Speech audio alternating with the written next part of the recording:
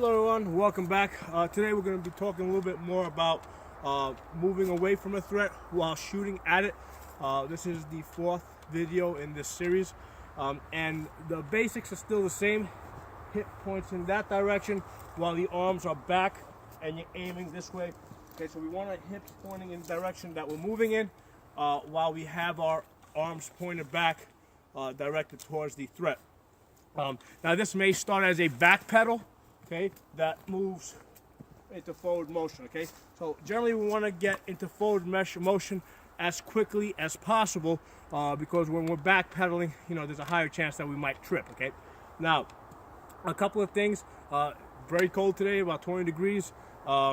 Gloves work really great with AR-15s. The guards are a lot bigger, okay? So basically, you know, when they designed these rifles, you know, they anticipated that they might be used in really cold climates during during a war. So these are really good for operating in cold weather. Another thing that we have to keep in mind is because the gun is longer, okay, as we're moving away, okay, somebody can grab the barrel, okay, which is obviously close to them, push it offline or try to take the gun from us, okay. Now, basically with the rifle, usually it'll be attached to a sling. You know, that's basically a holster for the rifle, so, you know, we can go hands-free. And by it being attached to our body, basically, you know, it's kind of hard for them to take the gun from us and turn it around. Usually if we're carrying a rifle, we're also going to have a backup pistol. So while they're fumbling with this, you know, basically I'm going to my pistol and taking shots from here, okay? So that's something to keep in mind of, you know, when dealing with a rifle at close distances, okay? Another possibility to be aware of is if you need to create space in addition to, you know, moving away, you also have a muzzle punch, okay? You know, basically you can use the barrel of the rifle as a spear, you know, anywhere in the face. I mean, it's usually going to back somebody away, you know, so, you know, if you jab them, you know, that'll usually allow you to create some space.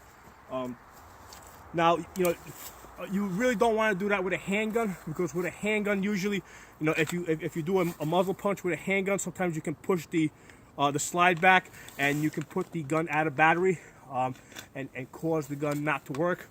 In cases where we do that, we'll usually do a tap and rack just to make sure that the gun is working, okay? But with the rifle, we don't need to worry about that. We can do a muzzle punch to the face, create some space, move away, and shoot while we're moving away if we need to, okay?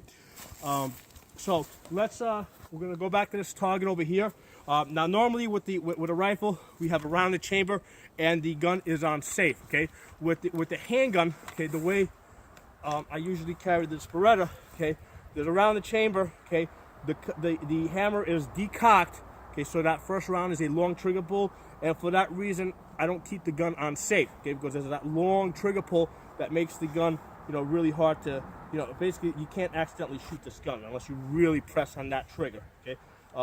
So with the rifles, they usually have a lighter trigger pull, so we usually keep the gun on safe until the moment we're about to shoot. And for that reason, that's one of the reasons why we want to create space, okay? Because, you know, we may start off thinking that, you know, it's not going to be a hostile encounter, and all of a sudden you see somebody pulling out a wrench and waving it at you, and you need to move back, take the gun off safe, you know, and basically tell the guy to get back and stop doing whatever they're doing. All right, so that's something else to keep in mind with this. Let's go to the target and do this drill. Yo, what are you doing here? Why you got bolt cutters? Yo, get back, get back. Okay. All right, so I was moving away. I think I took 4 shots, and it looks like I actually got 3 hits on target. One of them was off the paper. So 3 out of 4 shots landed. You know, in a, you know, and I would call that center mass. So that's pretty good. Now, one of the things to keep in mind with the rifle, this one has a red dot, and it has a front post. When I'm moving away, first of all, I'm not looking to get the stock into my shoulder, because normally I keep the stock in my shoulder to steady the rifle. As I'm moving away, the stock's going to be in the air. Okay, the rifle will work just fine like that, okay? The other thing is that I'm not necessarily looking for the red dot at this type of a distance. Anything I see inside the scope, I should be able to hit. If anything, if I can line up the scope with the front sight, that will pretty much guarantee me a hit. So now what I want to do is when I get away from the target, right? So I start here, I come here, bang, bang, bang, bang. When I come to here, I want to basically get back into my normal position, and take a well-aimed shot if I need to take one, if I haven't stopped the threat, or if I need to cover the threat. You know, maybe they went down, and I need to cover them. Like, hey, you know, get away from the gun, get away from the gun. You know, okay. So at that point, after I've moved away from them, I want to move away a couple of feet and get back to, you know, my basic shooting stance. Okay. Another thing to be aware of is that the scope is obviously about 3 inches above the bore. Same thing with the sights, and normally the gun is set up so that, you know, even though there's a 3-inch difference between the line of sight and the bore line, with this rifle I have it set so at 50 yards the two converge. Okay.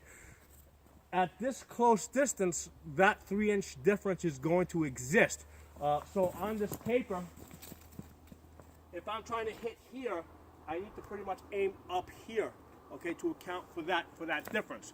So, you know, pointing at the camera, okay, if I'm trying to hit here, okay, you know, if I'm trying to hit here, I need to put my iron sights or my red dot up here somewhere, okay? So I have to account for the difference between the sight line and the bore line. Let's do this drill again. Hey, what are you doing here? Why you got bolt cutters, man? Yo, get back, get back. Get back. Okay.